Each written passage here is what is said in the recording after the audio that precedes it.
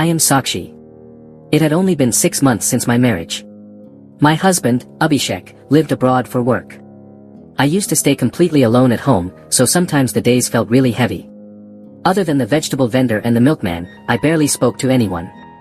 A few days ago, new neighbors moved in next door, a couple, and with them, a boy. The day they were shifting their things, I was standing in my front yard. Just then, I noticed that the new neighbor's boy was looking at me very intently. There was a strange expression on his face, no smile, no reaction, just steady, calm eyes. For a moment, I felt like he was studying me carefully. When our eyes met, I gave him a slight smile, but he instantly looked away.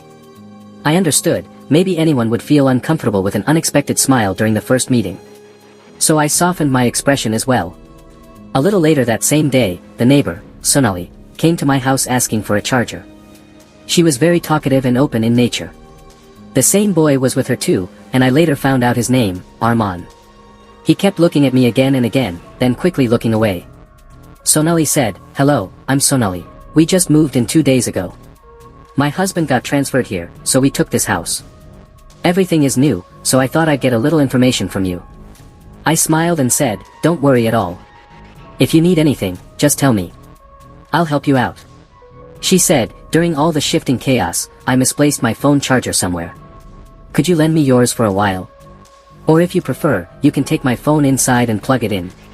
The house is a mess right now, and I don't want your charger to get misplaced."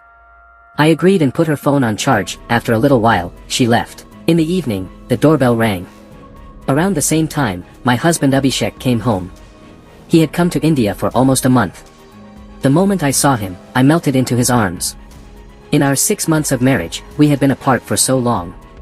I missed him terribly. We were having dinner that night when the doorbell rang again. I thought Sonali had come to get her phone. But when I opened the door, Arman was standing there. The moment I opened the door, he started staring at me again, the same way. His habit was confusing and honestly making me uncomfortable. Even on the day they were shifting, he had stared exactly like that, and I didn't like it at all. Before I could ask anything, he said, "Phone." Just then Sonali called out from behind him, "Arman." That's when I learned his name was Arman. My acquaintance with Sonali was still very new, otherwise I would have definitely told her about this strange behavior. But complaining about new neighbors means unnecessary arguments. So I decided to stay quiet. That night, I suddenly remembered Arman's face. I woke up with a jolt and looked toward the window, and saw Arman standing at his window with a flashlight pointed at his face, clearly visible to me. Seeing him standing like that genuinely scared me. I quickly pulled the curtains shut. The next morning during breakfast, I told Abhishek everything. He laughed and said, "Oh come on, kids do this kind of mischief." It was dark, so maybe he was just trying to scare you for fun. Don't pay attention to it. Then he added, "Okay, so what special thing are you making for me this afternoon?" I smiled and said, "It's a surprise, but it's your favorite." After breakfast, Abhishek got busy with his work. I started thinking about what to make, and then I remembered he loved mango pulp with puri. We had a big mango tree in our yard. I took a basket and went outside, but the mangoes were too high to reach. I tried knocking them down with a stick. If I called Abhishek, the surprise would be ruined, so I kept trying myself. And then suddenly, someone lightly held me from behind to support me. For a moment I thought the person holding me from behind would be Abhishek, but when I turned around, it was Arman. I looked at him with a slightly annoyed expression, and he said very quietly, "I was just helping you, that's all." He immediately pulled his hand back. I realized he never intended to touch me in the wrong way, he had only misjudged the distance. Steadying myself, I said, "If you want to help, at least ask first." Without saying anything, he lowered his head and quietly walked away. There was a strange gentleness in him, and a deep, unsettling calmness too. A little later, I served dinner in front of Abhishek. When he saw the bowl of mango pulp, his face lit up. He said, "Sakshi, God has blessed me with a partner like you. Nothing could be greater than that. I was just thinking to myself that I wish I could have some mango pulp today, and you actually made it." We were happily chatting while eating. But that same night, Abhishek got an urgent call from his company. He walked into the bedroom while talking. I was outside tidying up the house. After a while, he came to me and said, "Sakshi, I have to leave for abroad again in 2 days. It's very important." I was immediately upset. He had just come home, and now he had to leave again. I said angrily, "How long will this go on, Abhishek? You stay abroad for months, and I'm here alone. I really don't like it. Let me come with you. He held my hand and said, just a little more patience. I'll soon take a job in this city. Then we'll buy a new apartment here and build our world together like a king and queen. His words calmed me, and I agreed. The 2 days passed quickly. Abhishek's flight was at 7 p.m. After dropping him at the airport, I returned home completely exhausted. The moment I sat on the sofa, my whole body felt weak. And then the doorbell started ringing non-stop. I didn't feel like getting up at all, but the bell just wouldn't stop, so I got up and opened the door. Sonali was standing there, extremely nervous, drenched in sweat. In a trembling voice she said, Sakshi, my husband has met with an accident. I have to go there immediately. Can you please keep Arman with you for some time? Give me your number, I'll call you when I reach. Someone just called from my husband's phone, and sent me the location too. Please. I'm leaving now, take care of Arman. Arman, who was standing behind her, stepped forward. Sonali hurriedly started her car and left. I didn't even get a chance to process anything.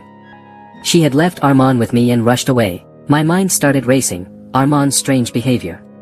Abhishek leaving for abroad just now, and now it was just me and Arman in the house. But as a neighbor, it was my responsibility, so I let him inside. When he came in, I saw tears in his eyes. I felt a bit of pity for him. I sat on the sofa and asked him to sit beside me. Softly I said, Arman, don't worry. Your father will be fine. Your mom took my number, she'll call in a little while. He didn't say anything, just nodded. Maybe he was always this quiet, earlier too he only used to look at me silently. I was exhausted, but I still went to the kitchen to make dinner. And just then Arman came there too. I asked, did you need something? He hesitated and said, Auntie, you look very tired. If you want, I can help you. And honestly, he helped me so much that my mood changed. I realized I might have misjudged him. Maybe the way he looked at me wasn't what I thought it was. Even while eating, he sat completely quiet, didn't talk much. Then I remembered, Sonali had said she would call after reaching. But the problem was, I didn't have her number. I asked Arman, do you have your mom's number? He said, Mom took a new number. I don't remember it. The old one is switched off. I hid my worry and said, alright, no problem. After a while, Sonali called. Crying, she said, my husband's accident isn't very serious, but they'll keep him in the hospital overnight. The hospital is 20 kilometers away. Arman will have to stay at your house tonight. Please help me. I'll come in the morning to pick him up. I said yes. After dinner, I was extremely sleepy. I fell asleep right there on the sofa.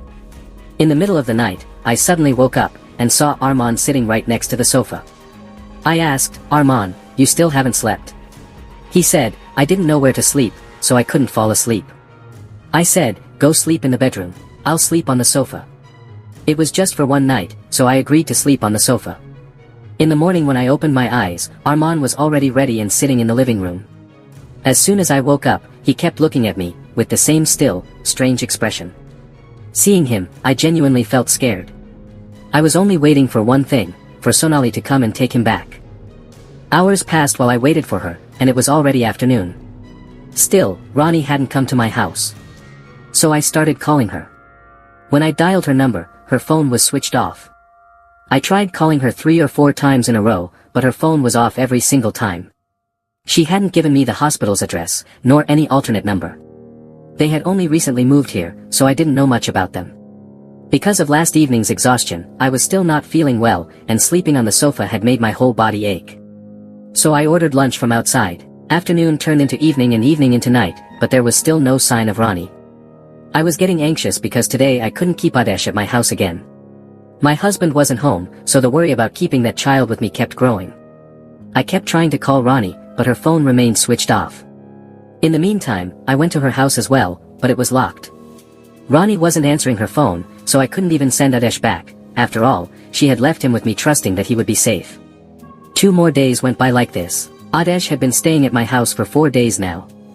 I began to feel that something had happened at their home and that Ronnie and her husband were hiding something from me. So I decided to clear my doubts by talking to Adesh.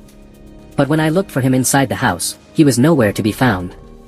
I stepped outside and saw him heading out of the yard. I shouted for him to come back. At that moment, my eyes fell on Ronnie's house. I walked up to her door and peeked inside through the window, and the sight I saw inside completely shocked me. I couldn't understand how to steady myself. With heavy steps, I walked back toward my house. When I got home, the TV in the hall was already on, and the news was playing. And what was being shown on the news gave me an even bigger shock. It felt like a chain of shocks just wouldn't stop. Ronnie and her husband's photos were displayed on the screen. The report said, these two used to abduct children and sell them in other countries. The police have arrested them, and both are now in custody. Only then did I realize why Adesh always looked at me the way he did. The report also mentioned that the police were searching for Adesh, because Ronnie and her partner, the man she claimed was her husband, had picked him up from outside an orphanage. It was also revealed that Adesh was mentally challenged. Now everything was becoming clear. A little while earlier, when I looked through the window of Ronnie's house, there wasn't a single piece of furniture inside. That meant the police had probably gotten information about them, and that's why they had run away overnight, leaving Adesh with me. Watching that news report answered all the questions in my mind. I immediately called the police. They came and took Adesh with them. There were tears in his eyes as he left. He was mentally challenged, but his emotions were just like anyone else's. That day I learned a big lesson: never trust anyone too quickly. In this world, people often win your trust just to betray you later, and before forming a misunderstanding about someone, always make sure you know the truth. So, friends, how did you like this story? Keep listening, thank you.